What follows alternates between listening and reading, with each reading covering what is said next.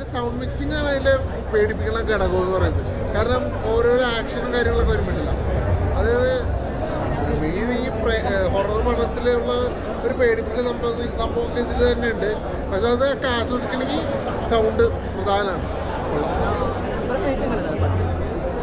പടം കിടിലം പടമായിട്ട് എനിക്ക് ഫീൽ ചെയ്തു. അതായത് ഒരു ഹൊറർ ജോണറിലെ പടം മെയിനായിട്ട് വന്നിട്ടുണ്ട്. ഹൊറർ, ഫാമിലി, അതേപോലെ ഒരു ഇൻവെസ്റ്റിഗേഷൻ ത്രില്ലർ അങ്ങനെയൊക്കെ പെടുത്താവുന്ന ഒരു പടമായിട്ട് എനിക്ക് ഫീൽ ചെയ്തു. പിന്നെ ഇതിന് സൗണ്ട് മിക്സിംഗ് ഒക്കെ കിടിലായിട്ട് വന്നിട്ടുണ്ട്. അതായത് നല്ലൊരു അറ്റ്മോസ്ഫിയർ തിയേറ്ററിലേക്കാണെങ്കിൽ ആ സൗണ്ട് മിക്സിംഗ് ഒക്കെ നമുക്ക് ശരിക്കും ആസ്വദിക്കാൻ പറ്റും.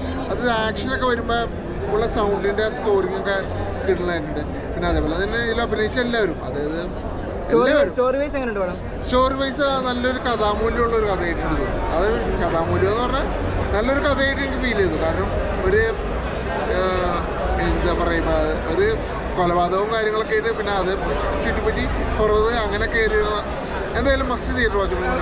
ഡയറക്ഷൻ ഒക്കെ എങ്ങനെയുണ്ട് പുള്ളിക്കാരൻ്റെ? പഴയ പടത്തിൻ്റെ ഒക്കെ അതേപോലെയൊക്കെയാണ്? അല്ല, അത് ഞാൻ പറയുന്നില്ല. കാരണം എല്ലാ പടത്തിലും ഓരോരോ കഴിവുകൾ തെളിയിക്കുമല്ലോ. അത് ഈ പടത്തിലും കാണാനുണ്ട്. എന്തായാലും ഇതിന്റെ സൗണ്ട് മിക്സിംഗ് ഒക്കെ ഇടലാണ്. മോക്ഷയുടെ അഭിനയൊക്കെ ഉണ്ട്. അന്യഭാഷ നടിയല്ലേ മലയാളം? അതെ, അത് തോന്നിയിരുന്നില്ല അങ്ങനെ ഒരു അന്യഭാഷ നടിയാണെന്നുള്ള ഒരു ഫീല് ആക്ടിങ് കണ്ടപ്പോഴും തോന്നിയിട്ടില്ല. നല്ല രീതിയിൽ ചെയ്തിട്ടുണ്ട്. Vijayan sir as a director and with the team work, especially the post-production, all the actors, it's tremendous. I feel so lucky that I am a